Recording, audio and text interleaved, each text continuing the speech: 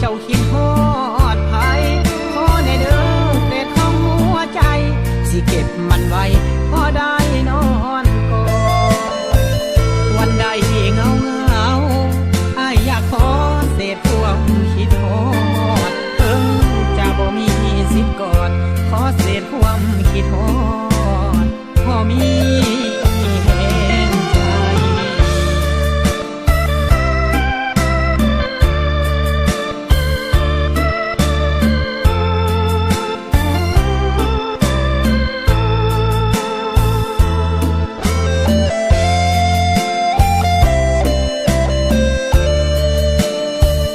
ต่างกันอีหลีลูกเศรษฐีกับลูกเศษเหลืออายเฮ็ดเวียกอาบน้ำเหงื่ออีลาอีเหลือเฮ็ดงานรับจ้าง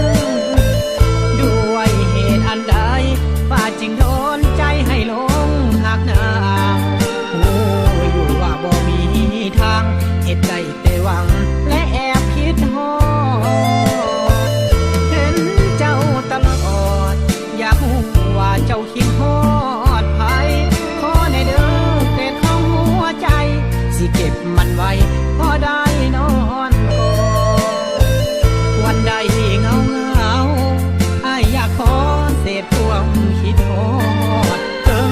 จะบ่มีสิทธิ์กอดขอเศษความคิดฮอดพอมี